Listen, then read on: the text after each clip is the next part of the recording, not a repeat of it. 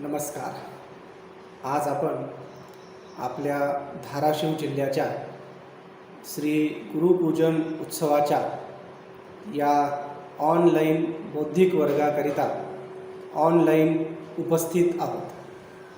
गेले 3 महिने या कोरोना महामारीमुळे आपल्या संघाच्या कामामध्ये सुद्धा एक प्रकारचे वेगळेपण हे आपल्याला बघायला मिळत आहे. आपल्या सर्व कार्यक्रमांची योजना, उत्सव, बैठका, शाखा, साप्ताहिक मिलन, प्रवास या सगळ्यामध्ये सुद्धा एक खूप मोठा बदल हा आपल्याला करावा लागलेला आहे. गुढीपाडव्याचा उत्सव, हिंदू साम्राज्य दिनाचा उत्सव हा अशाच एका वेगळ्या पद्धतीने आपण केला.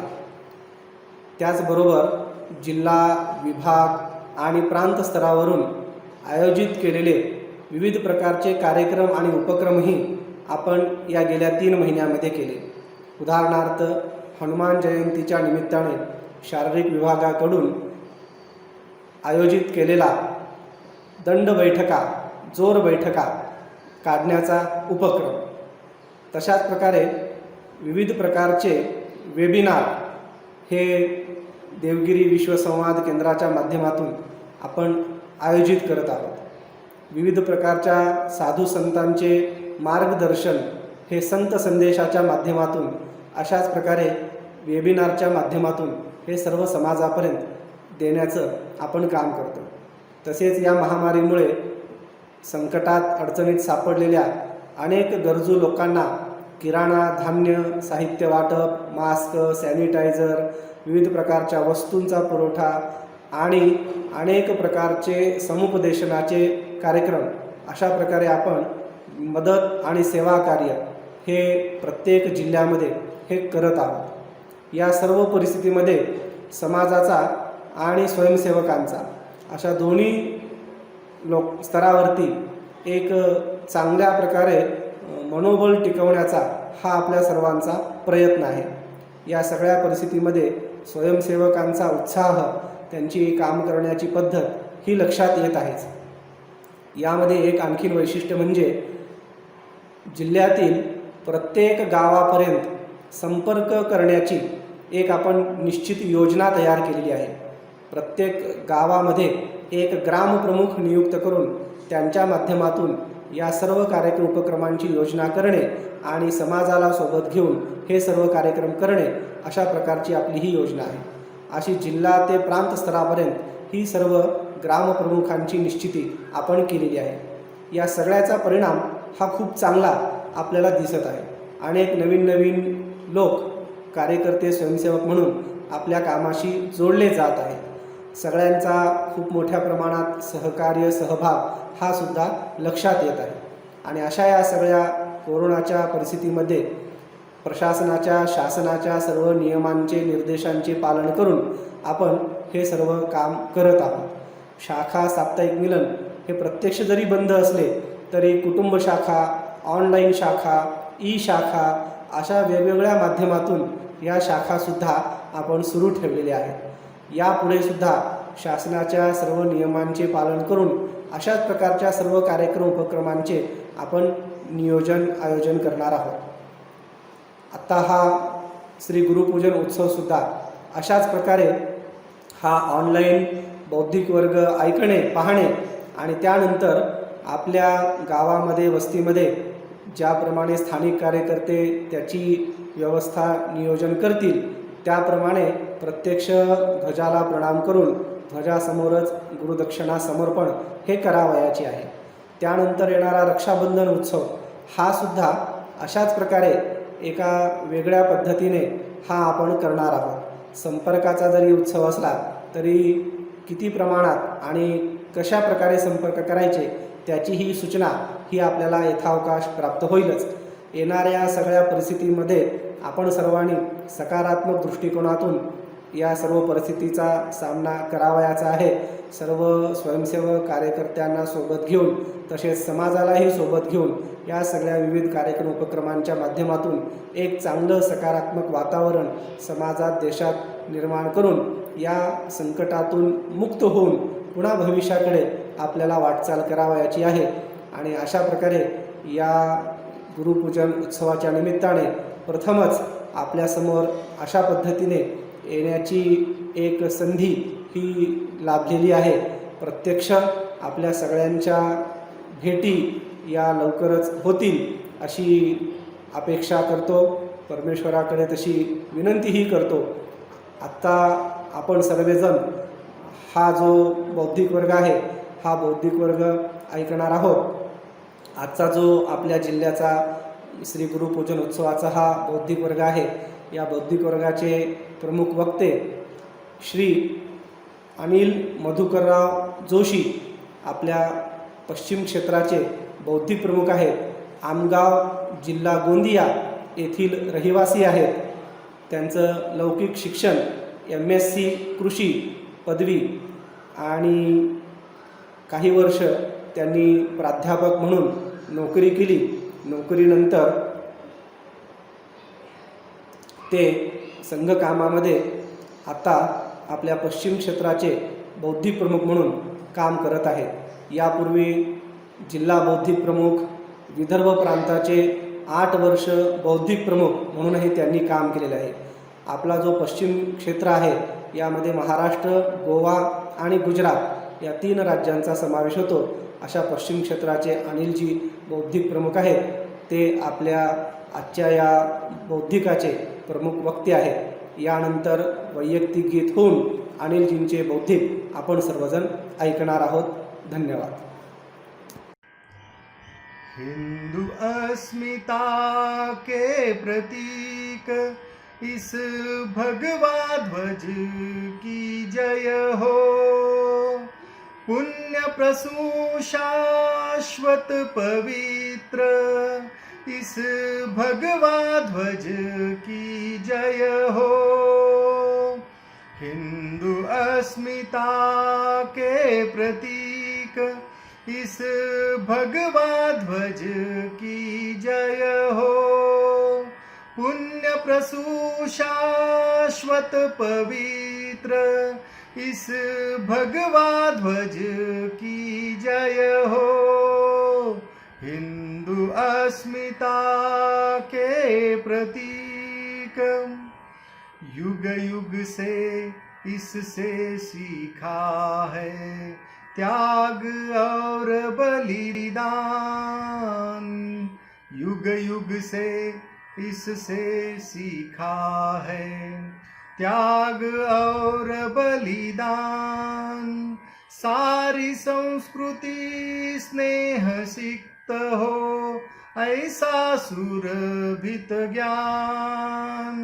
मानवता के परम मित्र इस भगवा ध्वज की जय हो. हिंदू अस्मिता के प्रतीक इस भगवा ध्वज की जय हो. हिंदू अस्मिता के प्रतीक जन सेवा निष्काम यज्ञ की सत्प्रेरणा दिलाता. जन सेवा निष्काम यज्ञ की सत्प्रेरणा दिलाता. शुद्ध बुद्ध स्वातंत्र्य शिखर पर चढ़ना हमें सिखाता. चक्रवर्ती का दिन चरित्र इस भगवा ध्वज की जय हो. हिंदू अस्मिता के प्रतीक इस भगवा ध्वज की जय हो. हिंदू अस्मिता के प्रतीक धर्म इसी का मानदंड है भगवा इसकी काया.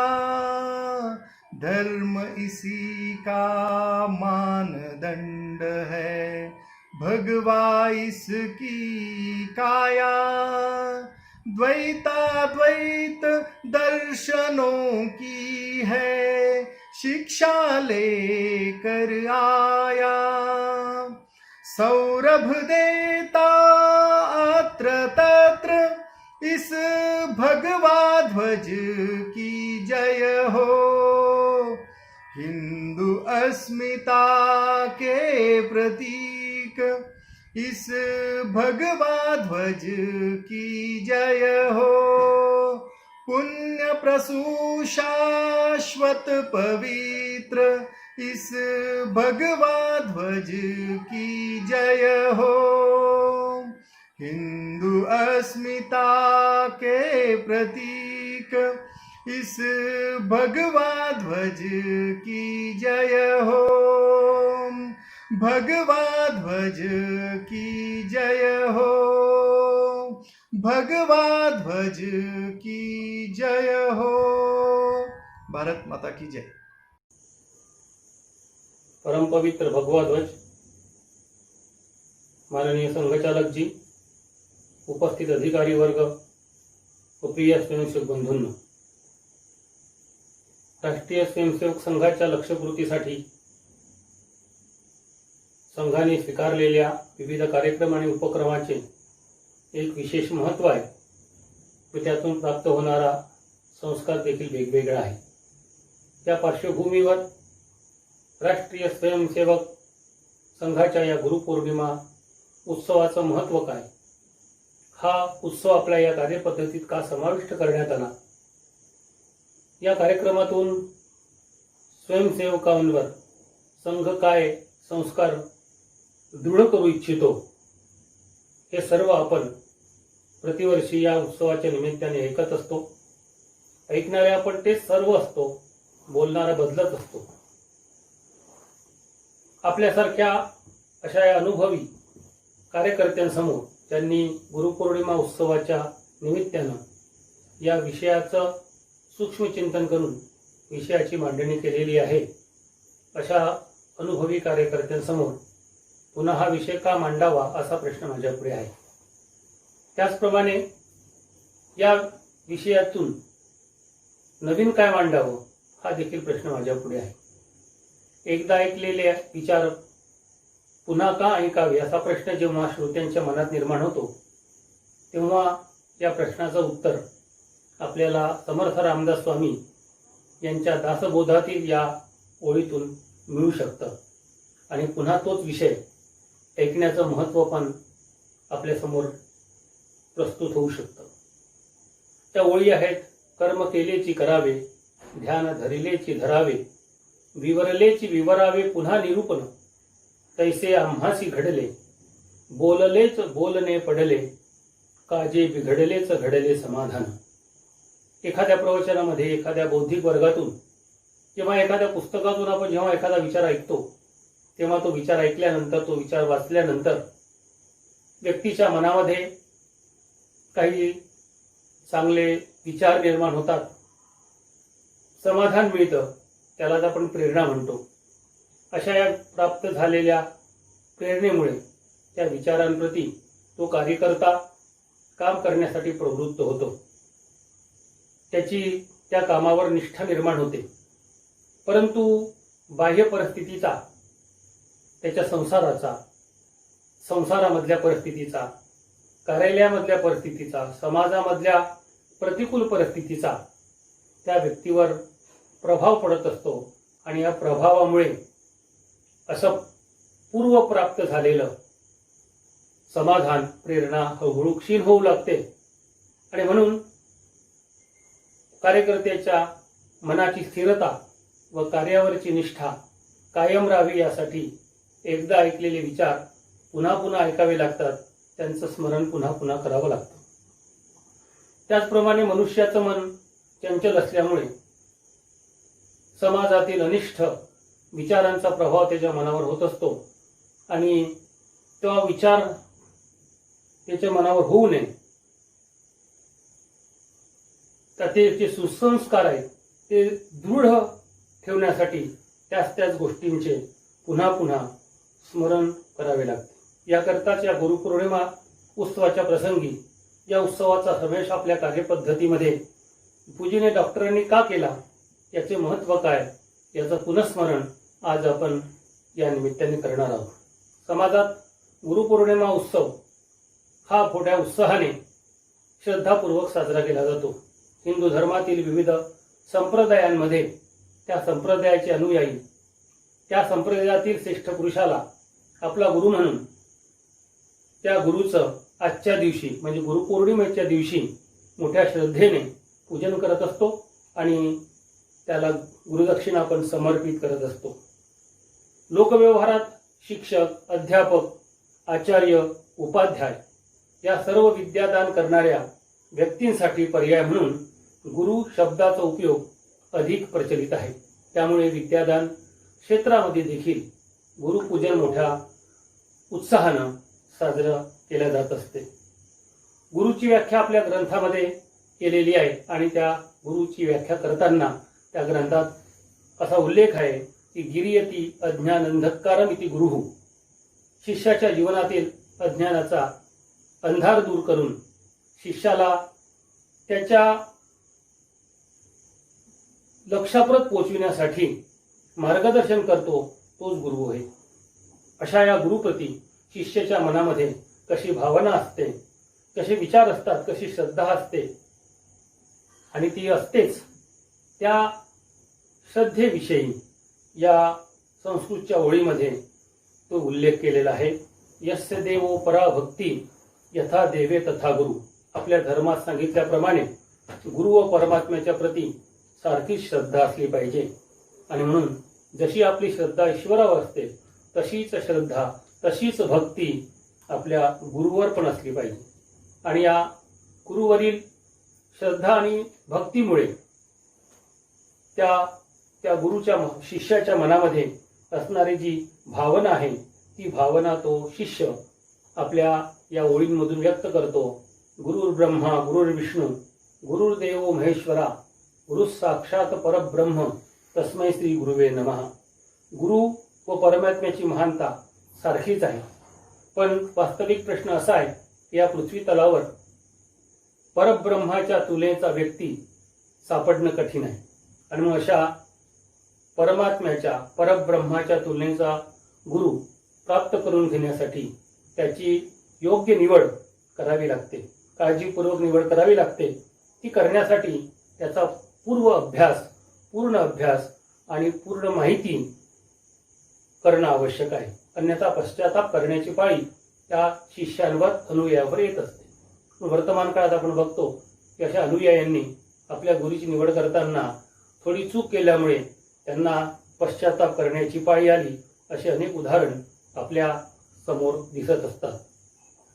गुरु कसा असावा, गुरुची निवड करण्याची कसोटी काय, तो कसा असावा या संबंधी जे विचार मांडले आहेत त्या विचारात असं म्हटलेलं आहे, गुरु असाच असावा जो आपला सच्चा मार्गदर्शक आहे, आपल्या उद्देशाची व आपल्या आदर्शाची तो साक्षात मूर्ती आहे, तसेच आपल्या कार्याचे साकार स्वरूप असावा. या कसोटीवर खरा उतरणारा भगवा ध्वज संघाने पूर्ण विचारांती आपला गुरु म्हणून स्वीकारला आहे, जो आपल्या हिंदू राष्ट्राच्या प्राचीन गौरव, सभ्यता, इतिहास, संस्कृती व परंपराचे प्रतीक स्वरूप आहे. पूजनीय डॉक्टरांनी संघामध्ये गुरुस्थानी भगव्या ध्वजाला विचारपूर्वक का स्वीकारला याचे मर्म त्यांच्या शब्दात समजून घेतले तर त्याचे महत्त्व व डॉक्टरांची दूरदृष्टी आपल्याला समजून घेता येईल. डॉक्टरांनी प्रारंभ केलेल्या कामाचा उद्गम राष्ट्रोत्थानाच्या लालसेतून झाला होता. त्यामुळे प्रसिद्धीऐवजी व वैयक्तिक प्रतिष्ठेच्या जागी राष्ट्रीय संघटनेचे भरीव प्रत्यक्ष दिसू लागावे या दृष्टीने त्यांनी संघटना उभी करण्याला प्रारंभ केला. या तंत्रातील विशेषता म्हणजे व्यक्तिनिष्ठेच्या जागी विशुद्ध तत्वनिष्ठा जनमनात जागवावी असेच तिचे स्वरूप ठेवण्याचा त्यांनी प्रारंभापासून कटाक्षाने पूर्ण प्रयत्न केला. त्या प्रयत्नातील सर्वात उल्लेखनीय गोष्ट म्हणजे त्यांनी राष्ट्रीय स्वयंसेवक संघात स्वतःला किंवा कुणा एका व्यक्तीला गुरु न मानता त्या ठिकाणी आपल्या पवित्र अशा भगव्या ध्वजाला गुरुस्थानी मांडले व त्याची त्या दिव्य स्थानावर, सिंहासनावर त्याला विराजमान केले. डॉक्टरांना भगव्या ध्वजाला स्वयंसेवकांसमोर गुरु मानण्यातून 2 महत्त्वपूर्ण संस्कार स्थापित करायचे होते. एक आहे, पूजनीय डॉक्टरांनी भगवाध्वज सर्वांपुढे ठेवून हिंदूंच्या प्रवृत्ती व निवृत्ती, भोग व त्याग व अभ्युदय व निश्रेयस याची सांगड घालत जाण्याच्या सहस्रावधी वर्षाच्या परंपरांची आठवण करून दिली. त्याचप्रमाणे आपण सर्व ध्वजातील धाग्याप्रमाणे राष्ट्राचे अंगभूत घटक म्हणजेच अवयव असून आपल्या राष्ट्राच्या उत्कर्षात आपला उत्कर्ष आहे अशी धारणा ठेवून प्रत्येकाने भक्तिभावाने आपले कर्तृत्व इदम न मम म्हणून भगव्या ध्वजाच्या चरणी अर्पण करण्यातच खरी जीवनाची सार्थकता आहे असा संस्कारही तरुणांच्या मनावर उमटविला. आपल्या धर्मातील रूढीप्रमाणे आषाढातील पौर्णिमा ही गुरुपौर्णिमेसाठी म्हणजेच व्यास पौर्णिमेसाठी निश्चित केली आहे. म्हणून या दिवशी सर्व स्वयंसेवकांनी भगव्या ध्वजाला गुरु मानून त्याचे पूजन करावे व दक्षिणा पण अर्पण करावी अशी सूचना सर्व स्वयंसेवकांना दिली. व उद्या या गुरुपूजनाचा उत्सव साजरा होणार आहे. आपल्या क्षमतेनुसार फुले व दक्षिणा घेऊन यावे अशा 1928 सालच्या पहिल्या गुरुपूजनाच्या दिवशी पूजनीय डॉक्टरांनी जे विचार मांडले ते आपल्यासाठी दिशादर्शन करणारे आहेत.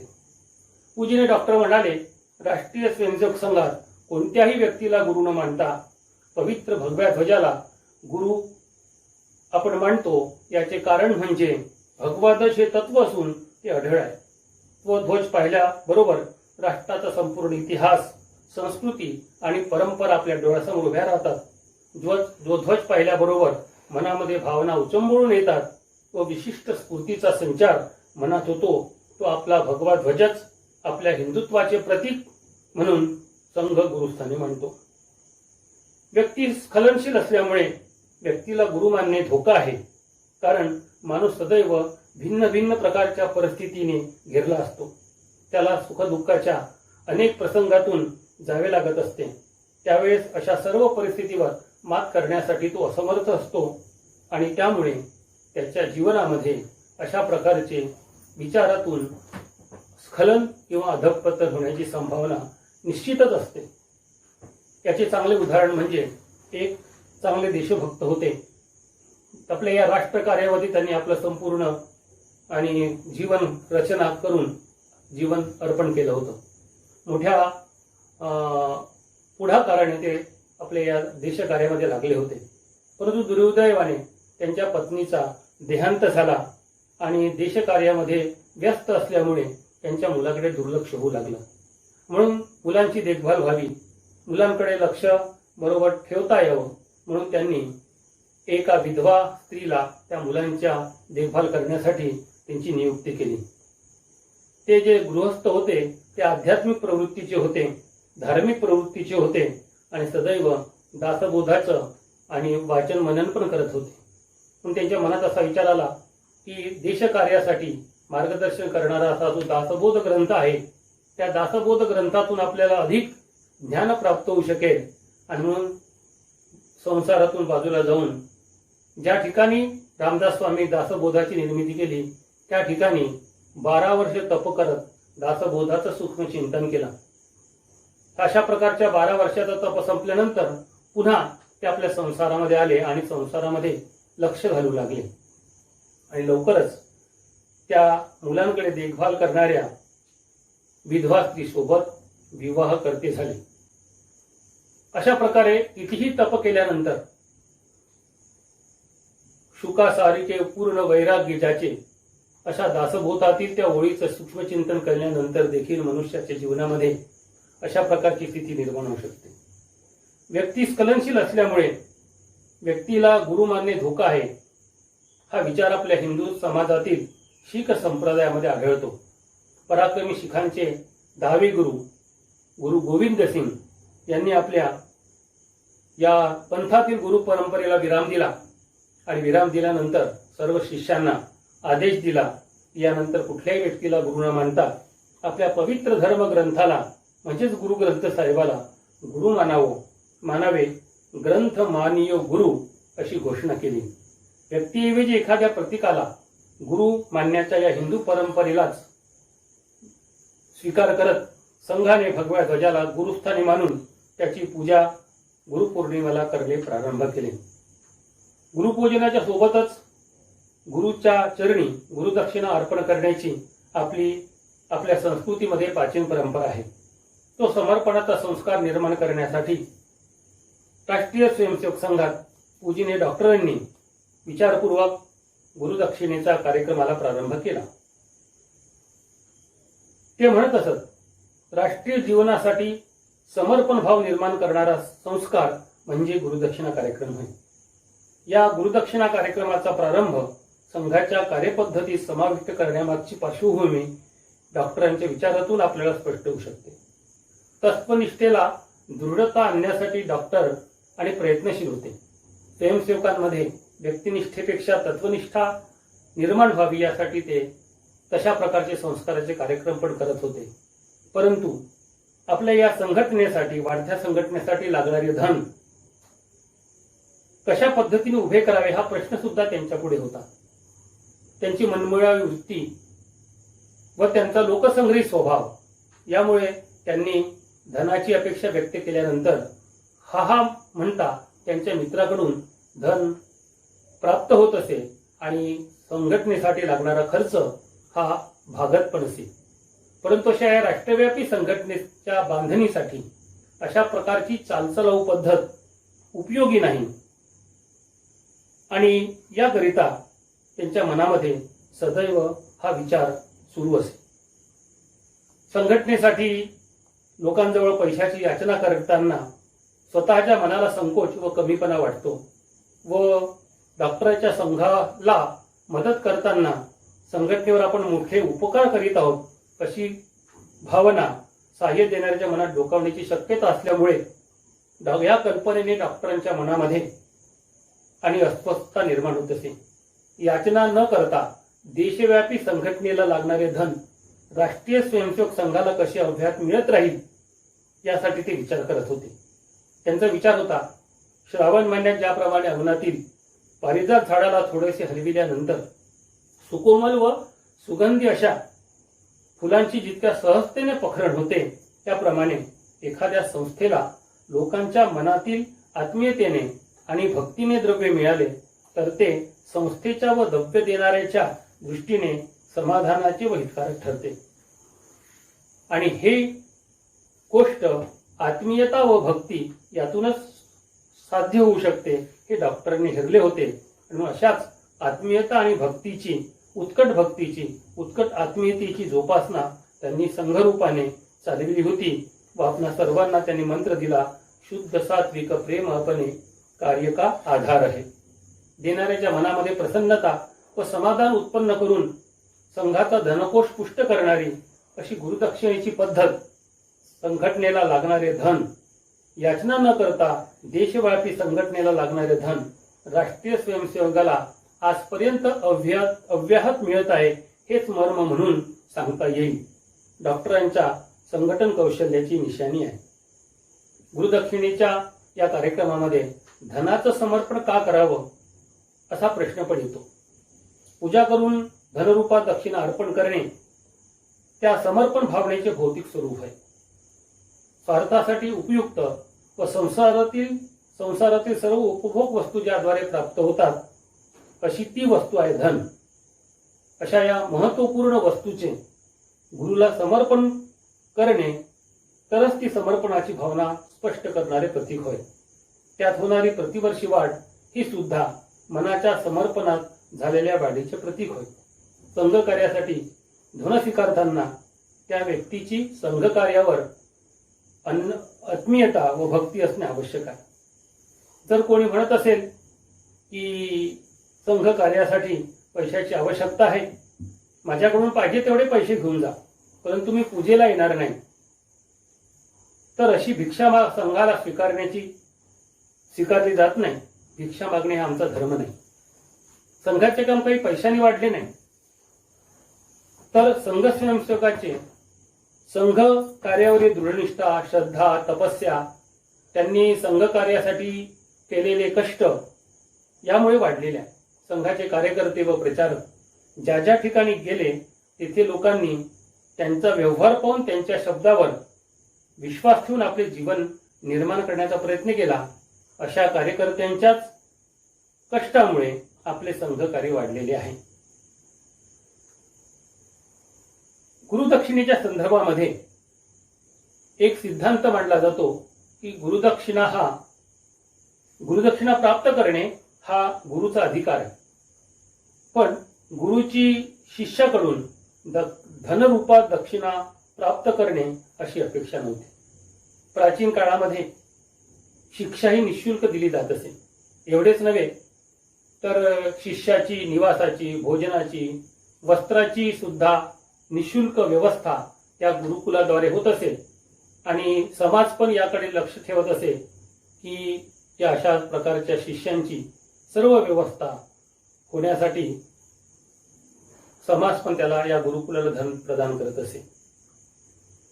परंतु शिक्षण पूर्ण झाल्यानंतर मात्र शिष्याने आपल्या गुरुला दक्षिणा दिली पाहिजे असा पण दंडक होता आणि म्हणून त्यासाठी सामान्य शिष्याला सुद्धा बरेच प्रयत्न करावे लागत असे. कवी कालिदासाच्या रघुवंशामध्ये कौत्स नावाच्या शिष्याचा उल्लेख येतो. कौत्स शिष्याला आपल्या गुरुला दक्षिणा देण्यासाठी पण फार कष्ट करावे लागले आणि मग ती गुरुदक्षिणा प्राप्त करण्यासाठी आणि रघुराजाकडे जाऊन त्या दक्षिणेची याचना पण करावी लागली. तो प्रसंग आपल्या सर्वांना माहीत आहे. गुरुची शिष्याकडून गुरुदक्षिणा संबंधात काय अपेक्षा होती, काय अपेक्षा राहत असे, या संदर्भात रघुवंशात दुसराही उल्लेख आढळतो. हा संवाद गुरु शिष्याचा संवाद म्हणून प्रसिद्ध आहे. एका गुरुकुलातील एका शिष्याचं शिक्षण पूर्ण झाल्यानंतर तो शिष्य आपल्या त्या गुरुकडे गेला, महर्षीकडे गेला आणि महर्षीला म्हणाला की माझी आता विद्या प्राप्त करण्याचं कार्य संपलेलं आहे. आता मी या गुरुकुलातून माझ्या घराकडे परत चाललो आहे, तेव्हा मला तुम्हाला गुरुदक्षिणा देण्याची इच्छा आहे.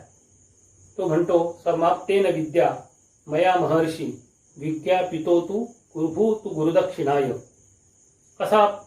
अशी इच्छा व्यक्त केल्यानंतर त्यांचे जे महर्षी आहेत, गुरु आहेत, ते म्हणतात, समे चिराया स्खलितोपचारा ताम भक्तिमेवा गणयत महत्वा. ते महर्षी म्हणतात, मला तुझ्याकडून कुठल्या प्रकारची धनाच्या रूपात गुरुदक्षिणा नको आहे, त्याची अपेक्षा पण मला नाही. कारण तुझी माझ्यावर अस्खलित उपचारावाली जी भक्ती आहे, जी श्रद्धा आहे आणि त्या भक्ती आणि श्रद्धेतून तू माझ्याकडून ज्ञान प्राप्त केलेलं आहे, ती भक्ती म्हणजेच मला गुरुदक्षिणा प्राप्त झाली, असं त्या गुरूंनी त्या शिष्याला सांगितलं. तर अशा प्रकारे केवळ शिष्याची भक्ती, गुरुवरील भक्ती ही गुरुदक्षिणा होऊ शकते. जशी गुरुदक्षिणा म्हणजे चिरकाल टिकणारी गुरुवरील भक्ती होऊ शकते, त्याप्रमाणे गुरुदक्षिणेच्या संबंधी अनेक विविध संकल्पनावर मांडल्या जातात. भगवान श्रीकृष्णांनी त्यांचे गुरु सांदीपनी यांच्या गुरुकुलात जाऊन शिक्षा ग्रहण करण्याला प्रारंभ केला. त्यांचे पण भगवान श्रीकृष्णाची आणि शिक्षण पूर्ण झाल्यानंतर ते आपल्या सांदीपनी ऋषींच्या आश्रमात गेले, सांदीपनी ऋषीकडे गेले आणि म्हणाले की आता माझं शिक्षण पूर्ण झालेलं आहे, मी पण आपल्या घरी परत चाललेलो आहे, त्यामुळे मला पण तुम्हाला गुरुदक्षिणा द्यायची आहे. काय गुरुदक्षिणा देऊ, असं त्या सांदीपनी ऋषींना ते म्हणाले. सांदीपनी ऋषी म्हणाले की या गुरुकुलामध्ये तुम्ही जो कर्मयोग शिकला आहात, तो कर्मयोग, त्या कर्मयोगाचा प्रचार करा, म्हणजेच मला तुमच्याकडून गुरुदक्षिणा प्राप्त होईल. अर्थातच आपण ज्या गुरुकडून जे ज्ञान प्राप्त केलं, जे विचार प्राप्त केले, जे सिद्धांत तत्वज्ञान प्राप्त केलं, त्या विचारांचा प्रचार प्रसार करणं म्हणजेच गुरुला गुरुदक्षिणा प्राप्त होऊ शकते. त्यामुळे आपला जो परमपवित्र भगवा ध्वज आहे, त्या भगवा ध्वज जो हिंदुत्वाचा प्रतीक आहे, त्या हिंदुत्वाचा प्रचार प्रसार करणं, त्या गुरुत्वाचा प्रचार प्रसार करणं, त्यासाठी आपला वेळ खर्च घालणं म्हणजे भगव्या ध्वजाला गुरुदक्षिणा प्राप्त झाली असं म्हणता येईल. नंतर भगवान श्रीकृष्ण गुरुमातेच्या कक्षामध्ये गेले आणि गुरुमातेला भक्तिपूर्वक नमस्कार करून गुरुमातेला म्हणाले की मला पण तुम्हाला गुरुदक्षिणा द्यायची आहे.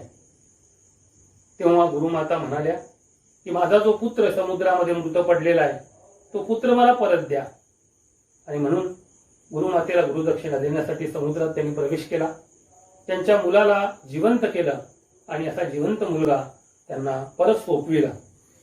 या घटनेचा संदेश असा आहे की आपले जे संस्कार, आपले जे संस्कृती, आपले जे जीवनमूल्य काही कारणामुळे लोप पावले आहेत, लुप्त झालेले आहेत, मृत्यूपाय झाले आहेत, ते संस्कार, ती संस्कृती, त्या परंपरा पुन्हा जीवित करणं, पुन्हा करून पुनःस्थापित करणं हीच गुरुदक्षिणा आपल्या गुरुला प्राप्त होऊ शकते.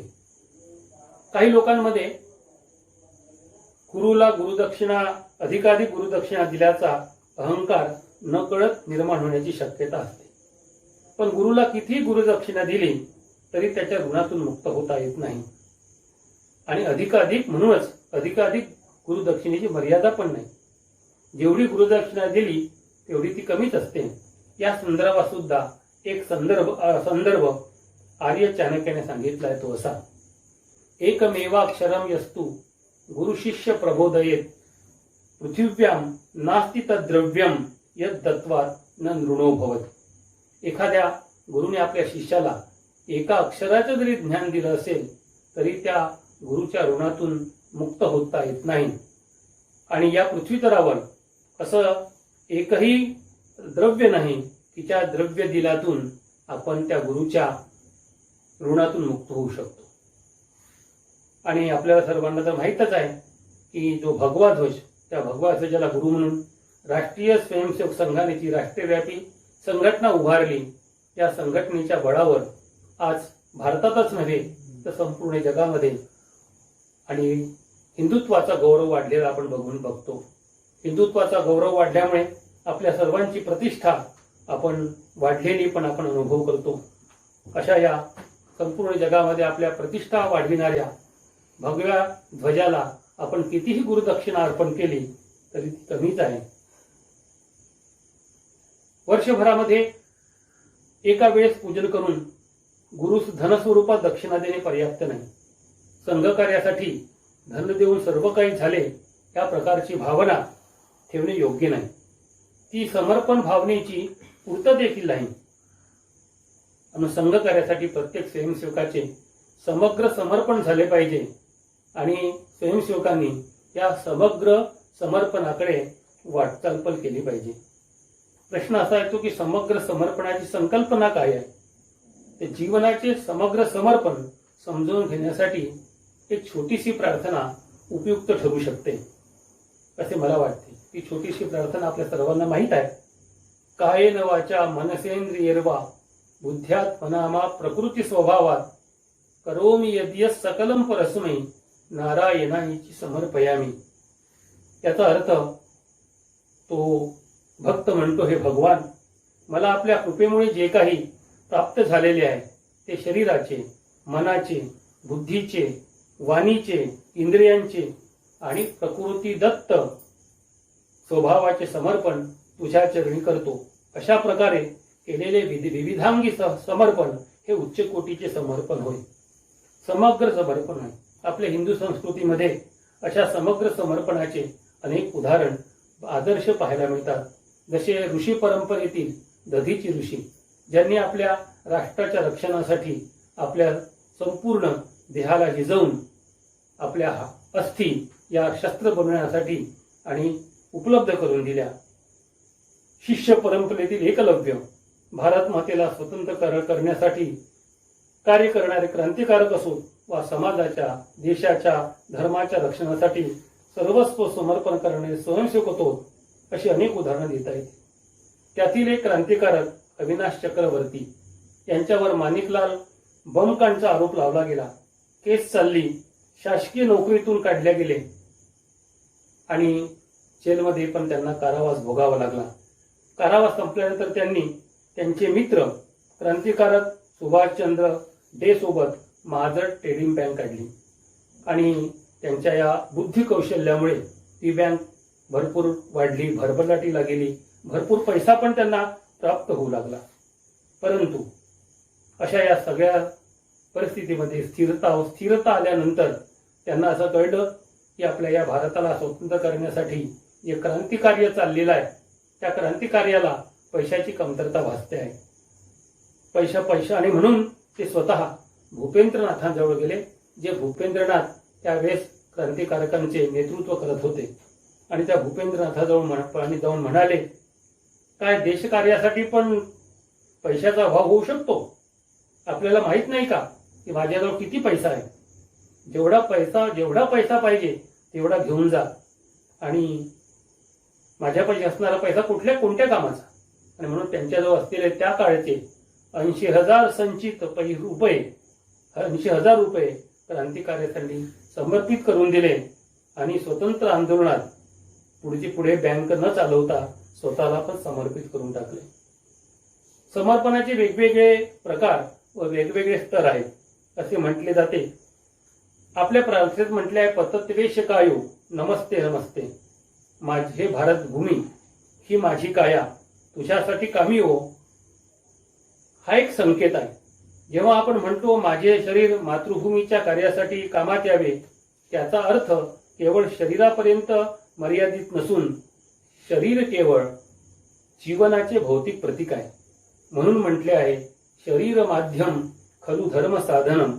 म्हणजे धर्माचे साधन शरीर आहे. शरीर केवळ एक प्रतीक आहे.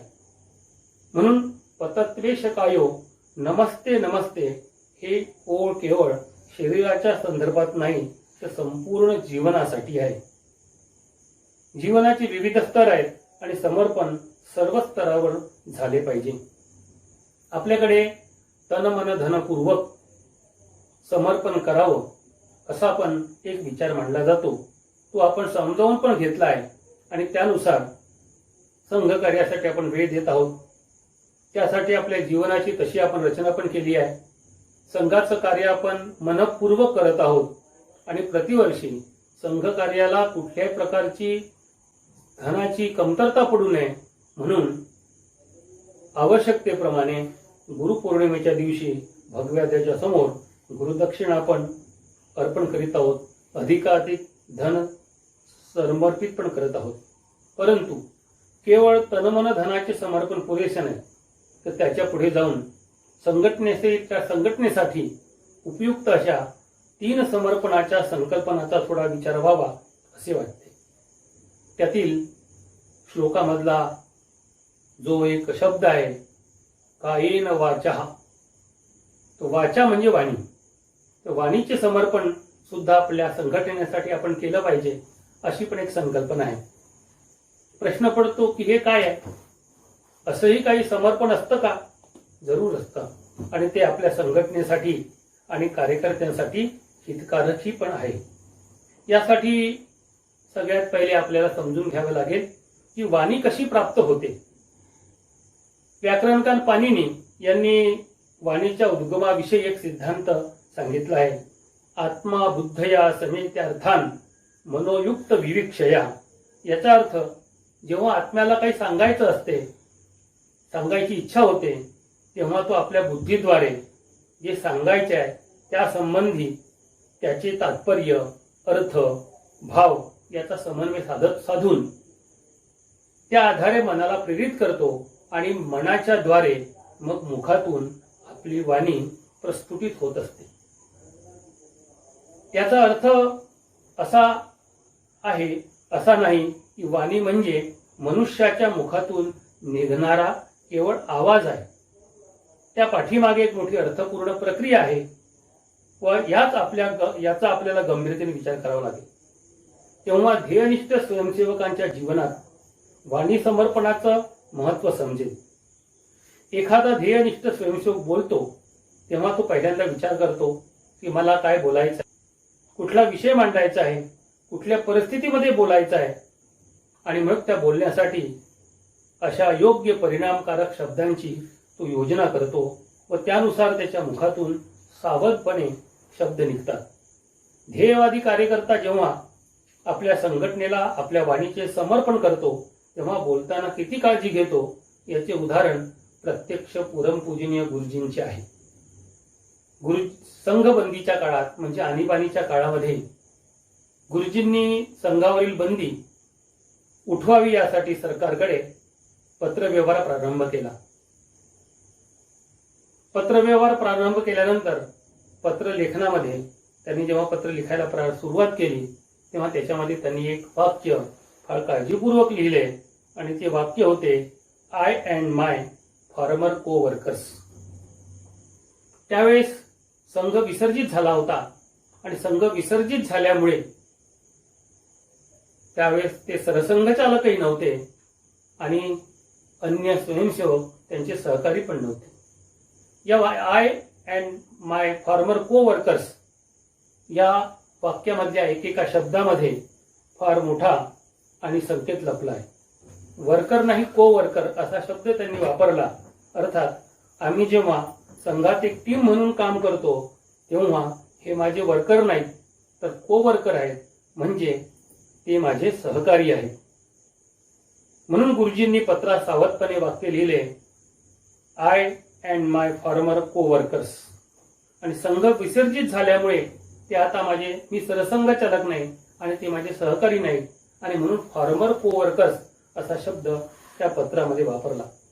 एका एका शब्दाच्या पाठीमागे किती सूक्ष्म विचार केला जातो जेव्हा तो स्वयंसेवक वाणीचे समर्पण संघटनेसाठी करतो. संघटनेसाठी जेव्हा कार्यकर्ता वाणीचे समर्पण करतो व त्यानुसार मनात सदैव हा बोध ठेवतो की मी एक संघ कार्यकर्ता आहे, तेव्हा त्याला त्याची बुद्धी सावधानपणे बोलण्यास प्रेरित करते.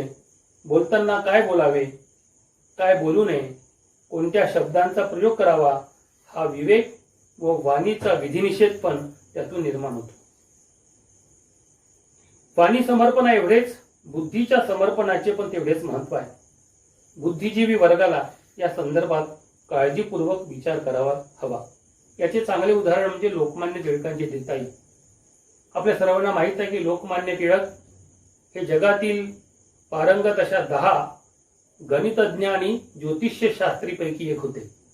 त्यांची संपूर्ण जगामध्ये एक चांगली गणितज्ञ म्हणून प्रतिष्ठा होती, ज्योतिषशास्त्रज्ञ म्हणून प्रतिष्ठा होती. त्यांनी अनेक पुस्तकं पण त्याच्यावर लिहिले होते.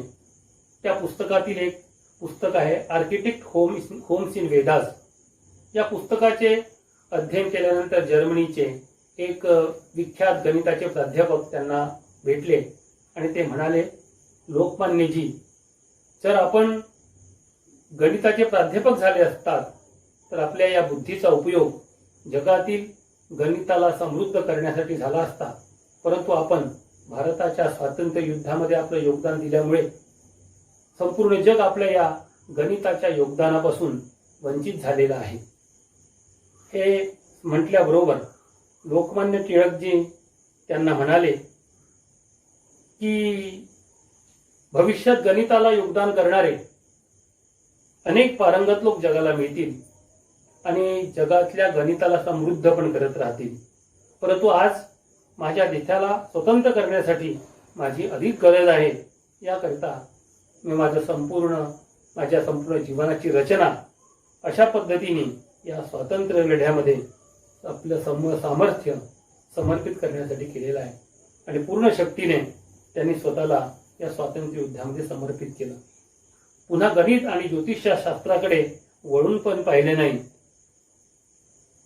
अन्यथा ते स्वातंत्र्य युद्धात जर पडले नसते तर जगातले प्रसिद्ध गणितज्ञ व ज्योतिषशास्त्र म्हणून त्यांचं नाव अजरामर झालं असतं. अशी अनेक उदाहरण संघात पण आपल्याला बघायला मिळतात.